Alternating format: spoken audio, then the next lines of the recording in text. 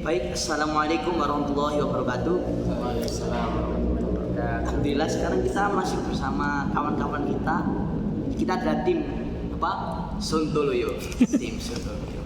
Kita Sontoloyo itu orangnya emang unik. Orangnya itu gak mau biasa-biasa Sontoloyo itu. Terus sekarang kita masih bertemu, masih orangnya sama, Kak Dadan, Kak Andi. Terus apa sih yang beda penampilan kita? Walaupun kita berbeda pakaian gini kayak kemarin, tapi kita tetap santri. Salam santri ya. Jadi yang jadi moderator ini antum itu ya sekarang? Iya, saya moderatornya. Kalian berdua adalah narasumber. Oh iya, kawan-kawan. Mau bahas apa ya? Kalian kan sudah paham kawan-kawan yang di rumah lihat Mendaki Tangga yang Salah karangan dari Eric Berger. Beliau ini seorang psikolog asal Amerika. Jadi kawan-kawan yang di rumah, saya sebelum lanjut lagi jangan lupa dan lebih baik kalian subscribe di bawah ini channel Learning Center. Siap? Saya tunggu 3 detik. 1, 2, 3. Oke, baik kawan-kawan. Saya masih bersama kawan saya akan bertanya dulu ke kawan yang kanan saya dulu. Mendaki tangga yang salah ini bagaimana sih? Kok aneh, kok ada yang tangga yang salah? Padahal tangga itu kan ya tangga, kok ada yang salah? Buat saya bingung kadang-kadang. Coba bolehlah sedikit 1 kata, 2 kata Anda jelaskan dari buku ini. Beliau. Saya ceritakan terlebih dahulu mengapa saya tertarik dengan buku ini. Bisa dilihat di sini tertulis Wall Street Journal bestseller. Entah kenapa ya, saya itu selalu tertarik dengan buku yang bestseller, modelnya internasional bestseller. Saya ingin membaca buku tersebut. Berapa banyak Kak yang sudah Anda baca dari yang bestseller gitu? Ya mungkin karena saya tidak menghitung juga, jadi saya setelah membaca ya sudah, saya beralih ke buku yang lain, membaca terus tadi, tapi saya tidak memperhitungkan begitu. Jadi saya tinggal membaca gitu aja. Dan saya ketemu buku ini, Mendaki Tangga yang Salah, Barking Up the Wrong Tree. Ya. Jadi buku ini menjelaskan tentang persepsi orang yang salah terhadap kesuksesan. Jadi di buku ini menjelaskan 2 sudut pandang berbeda tentang kesuksesan. Salah satunya yang saya baca, contohnya bab pertama dari buku ini.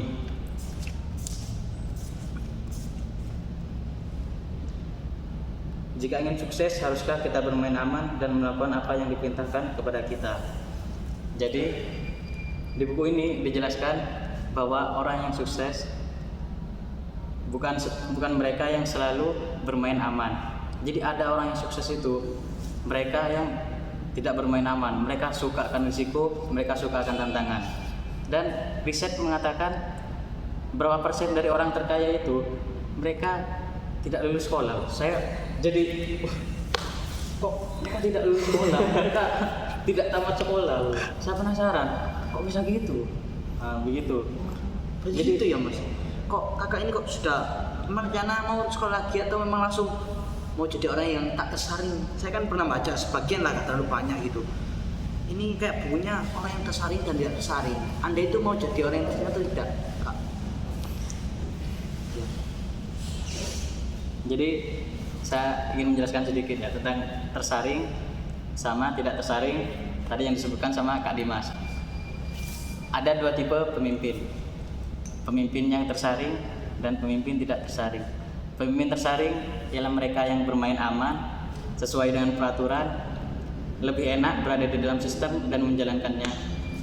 Berbeda dengan pemimpin yang tidak tersaring. Pemimpin tidak tersaring, mereka lebih condong pada mengguncang sistem. Mereka tidak kuat, tidak nyaman berada di dalam sistem. Mereka memilih menciptakan sistem sendiri. Pemimpin tidak tersaring. Lalu apa? Tapi jangan mudah bereaksi. Oh, saya bukan orang yang tersaring. Saya adalah pemimpin tidak tersaring. Bukan begitu. Kenali diri Anda. Ini kuncinya, kawan-kawan.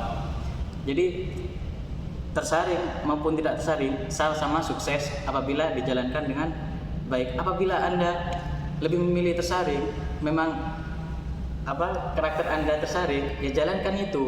Pilih instansi yang memang menerapkan sistem tersebut. Begitu. Dan apabila Anda sudah mengenal diri Anda sendiri, pilihlah konteks yang sesuai dengan karakter Anda. Pilihlah kolam yang sesuai dengan karakter Anda. Jadi begitu yang saya tahu. Setelah saya baca buku ini, bagus memang.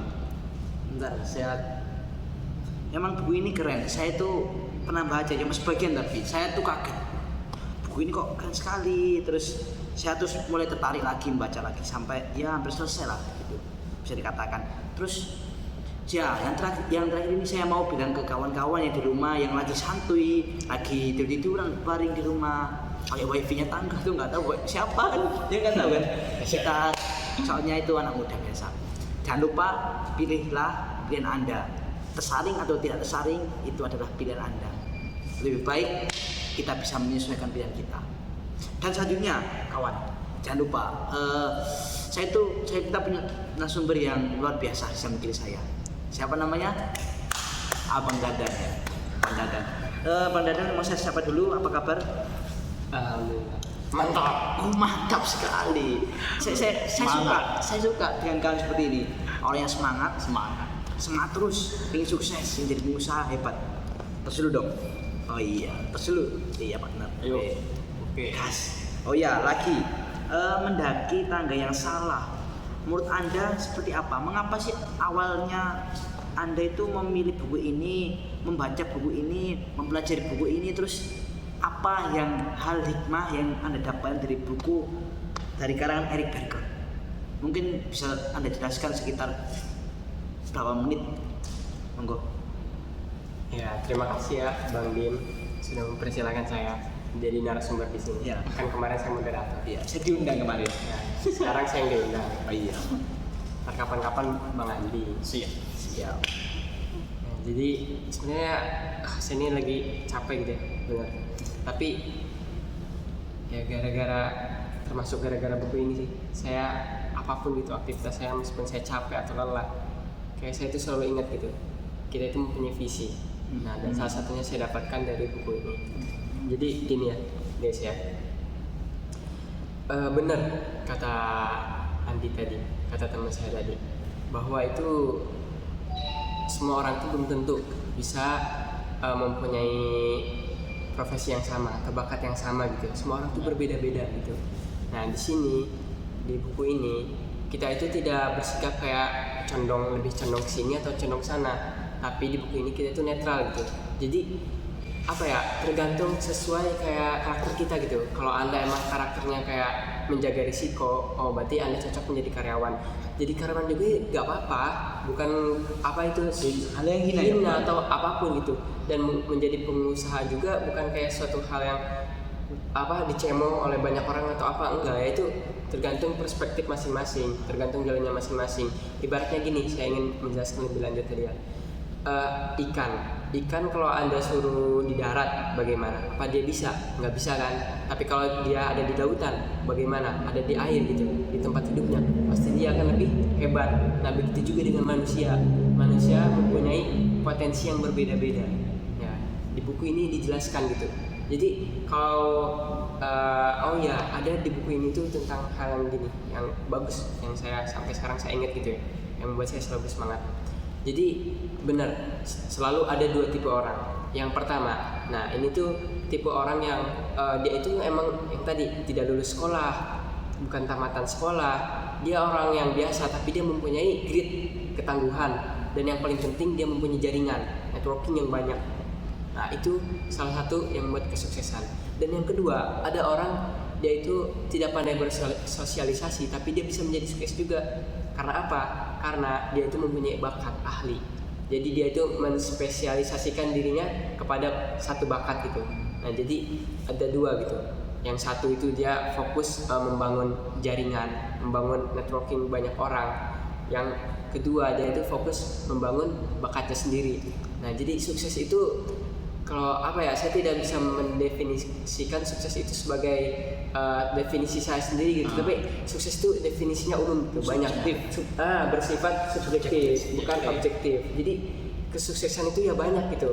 Ya mungkin ada seorang kayak ibu rumah tangga gitu, dia sudah bilang dirinya sukses karena telah bisa mendidik seorang anak. Nah itu bisa dikatakan sukses karena sukses itu berbeda-beda. Entah mungkin ada yang sukses karena dia merasa dia sudah kaya, atau ada yang sukses karena dia tidak kaya tapi hidupnya berkecukupan dan lain sebagainya. Nah di buku ini itu dijelaskan secara rinci. Nah jadi guys, bagi para anak-anak muda ya, saya ingin memberi saran juga ya, untuk pada diri sendiri juga sih sebenarnya. Nah kita itu jangan bingung gitu kalau misalkan Anda sekarang tersesat, Anda belum tahu saya ini siapa sih, saya ini mau kemana atau apapun, ya gak apa-apa, itu wajar. Yang gak wajar itu adalah Anda diam dan tidak bergerak, itu yang gak wajar ya. Jadi Anda harus terus bergerak apapun itu. Meskipun sekarang ini kok bukan bakatku ya, aku kok berada di zona yang salah, gak apa-apa, terus lanjutkan. Apa yang Anda impikan, apa yang Anda cita-citakan. Oh suatu saat cita-cita Anda berubah atau apa, gak apa-apa, karena hidup itu berproses. Jangan terpaku pada visi, karena itu bisa membuat kita dilematis gitu. Tapi fokuslah pada target, fokuslah pada sistem gitu. Apa yang kamu perbuat hari ini gitu, bukan fokus pada sebenarnya itu apa yang kalau kita fokus pada apa yang kita lakukan di hari ini ya bang. Dia itu cita-cita itu bakal datang sendiri gitu. Impian kita itu bakal datang sendiri. Kalau kita kayak terlalu fokus banyak mikir, ya kayak action gitu ya. Kayak buat rencana sampai detail-detail gitu, akhirnya gak jalan. Kayak gitu.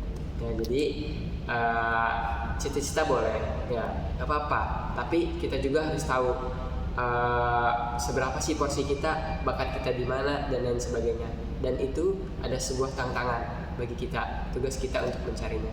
Kalau kita sudah nemu, pegang itu kuat-kuat dan jalani hari dengan hebat. Ya kawan-kawan, kita dengarkan tadi nasihat dari kawan-kawan dari diri saya, kawan saya, Kak Andi, Kak Dadan.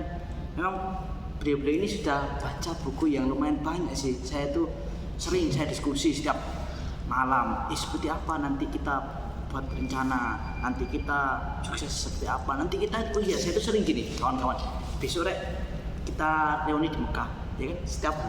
Setiap saat saya bilang gitu teman-teman, kita akan reuni di Mekah satu angkatan. Itu memang visualisasi kan bang? Iya benar. Benar sekali. Dan jangan lupa kerja keras itu sangat penting, itu kunci sukses. Namun kerja keras ada porsinya juga di buku ini. Seperti apa?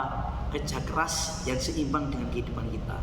Di Jepang itu banyak ada riset orang yang kena karoshi. Apa karoshi itu? Bekerja yang lalu berlebihan, capek. Ya atau capek sampai sakit, bunuh diri. Tapi Islam juga telah mengajarkan kita untuk hidup seimbang. Itu yang cukup, Rasulullah mencontohkan itu. Oh iya, saya mau minta satu kata atau satu quotes ya dari Kak Andi, Kak Dadan atau Bang Dadan. Satu aja nggak apa buat kawan-kawan yang lagi rebahan di kamar sendirian, lagi merenung tiap malam. Pusing aku, besok kemana? Tapi nggak apa. Sekarang kawan-kawan punya solusinya bersama kawan di kanan saya dan kiri saya. Silakan beri satu quotes. Untuk pemuda yang ada di rumah yang sedang menonton video ini, bangunlah, tetaplah masa depan. Masa depan Anda semua masih panjang. Bangunlah, hadapi kenyataan. Let's confront the brutal fact. Itu kuncinya. Oke. Berarti brutal untuk meraih mimpi ya. Bukan brutal. Maksudnya, mari, ayo kita hadapi fakta yang brutal tentang dunia ini.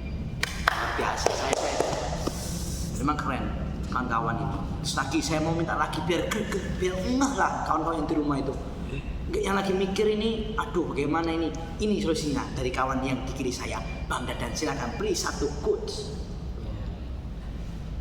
Saya gimana ya?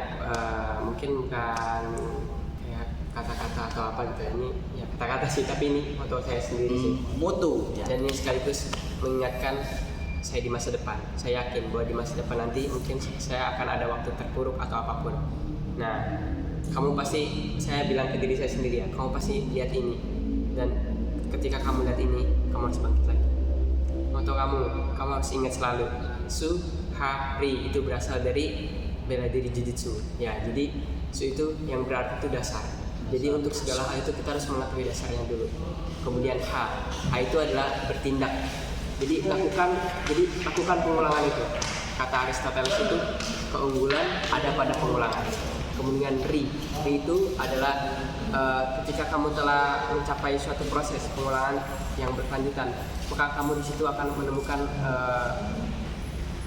seperti kayak bisa bereksplorasi gitu dengan apa yang kamu lakukan. Nah, jadi kayak gitu.